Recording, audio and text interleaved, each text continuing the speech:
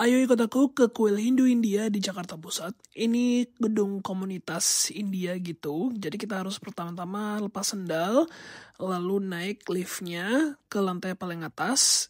Ini hall untuk tempat sembayangnya. Dianya lumayan luas, tapi di dalam gedung ya. Jadi nggak terlalu mewah. Biasanya kalau ada event atau apa di sini, kita berawali dulu dengan Ganesha, terus ada dewa-dewa lainnya yang satu-satu kita sembayang. Jadi kita itu kayak keliling muter-muter. Awal dulu dengan Ganesha, karena itu dewa yang pertama yang kita harus puja. Lalu ini ada dewata lokal, namanya Julelal. Dia itu dewa untuk orang Sindhi, jadi seperti orang Bali ada dewa-dewanya sendiri. Di India juga masing-masing suku punya dewanya sendiri. Tapi selain itu dewa-dewa yang lain tuh lumayan populer, dan ada persembahannya juga, bunga, daun sirih, dan seterusnya. Jadi kita bebas membawa bunga sendiri atau apapun sendiri, dupa sendiri gitu. Kalau nggak mau bawa apa-apa juga nggak apa-apa. Ini ada guru-gurunya juga, jadi guru-guru spiritual yang penting bagi orang India pada umumnya. Datang ke sini tuh bebas mau ngapain aja. Bisa duduk, bisa sujud, bisa baca-baca mantra, bisa meditasi, nggak ada yang mimpin. Dan bebas, kalau mau 2 menit pun boleh, kalau mau 20 menit juga duduk boleh. Jadi semua orang itu memang ada caranya mereka sendiri untuk sembahyang dan beribadah. Dan semuanya diperbolehkan.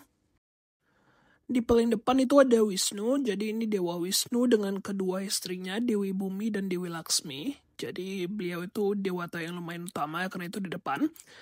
Lalu di sebelahnya itu ada Shirdi Sai Baba, dia itu salah satu guru di India yang dikatakan adalah inkarnasi Tuhan. Jadi beliau itu memang populer banget di India dan memiliki banyak pengikut-pengikutnya. Lalu di sebelahnya ada Dewa Siwa, dan kebetulan ini hari Senin, jadi hari pemujanya Dewa Siwa, jadi banyak orang yang menuangkan susu ke atas Siwalingga di sini. Jadi ritualnya Siwa itu biasa dengan menuangkan susu, air, madu, minyak samin, air gula, dan yogurt ke atas Siwalingga yang ada di sini. Ada juga kelapa, bunga, daun-daun yang dipersembahkan, pisang, lalu juga ada dupa yang biasanya dinyalakan dulu sebelum melakukan pemujaan. Dan di sini ada arcanya Siwa dengan keluarganya. Dan ini mamaku lagi nyalain dupa sebelum menuangkan susu ke Siwalingga. Sekali lagi semuanya dilakukan sendiri, nggak ada pemangku ataupun siapapun yang memimpin ritual. Kita bebas melakukannya. Lalu waktu pas mau pulang ambil lungsuran atau persadam. Dapat buah pisang yang baru aja dipersembahkan. Nah, tapi kalau ke bawah ada makanan India juga yang kita bisa menikmati. Ya, begitulah kalau kita ke kuil India.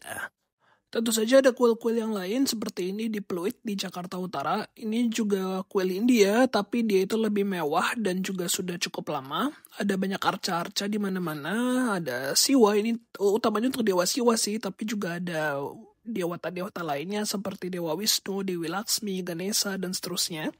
Jadi kalau di sini pemujanya ada juga yang lebih reguler, lebih dilakukan setiap hari. Tapi intinya sama, kalau kita ke tempat-tempat pujian seperti ini, kita melakukan darshan. Jadi kita itu ke arcanya masing-masing, lalu kita berjumpa dengan mereka. Atau kalau kita bawa persembahan, seperti ini ada daun atau susu, ataupun juga bunga, dupa yang kita ingin persembahkan boleh. Kadang ada juga pemimpin upacaranya. Tapi kalau kita ke tempat kuil India Selatan lumayan berbeda.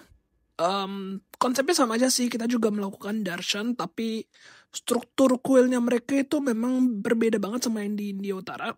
Lalu ada dewata-dewata India Selatan juga. Jadi Dewa Muruga misalnya di sini itu populernya di India Selatan. Tapi ada juga dewata yang populer seperti Siwa. Ini Siwa dengan keluarganya Dewi Parwati dan dengan ada Nandi atau ada tunggangan juga. Lalu ada pujari. Pujari itu pemimpin upacaranya. Kalau pas ada acara seperti ini lumayan ramai, jadi juga ini adalah kesempatan untuk berjumpa dengan komunitas, dengan keluarga, dengan teman, dan seterusnya. Tapi kalau kita ke kuil, utamanya adalah untuk berjumpa dengan para dewata. Tapi tentunya kalau kita juga ke mandir atau ke kuil, kita akan dapat prasadam. Lagi ini adalah makanan yang sudah dipersembahkan. Kalau ini itu ada kayak kacang-kacangan gitu.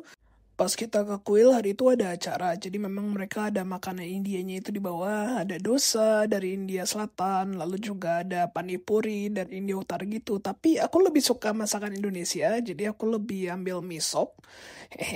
Nah, gitulah kalau kita ke kuil India, ada banyak dewa-dewinya, makanan, orang, dan it's a full experience.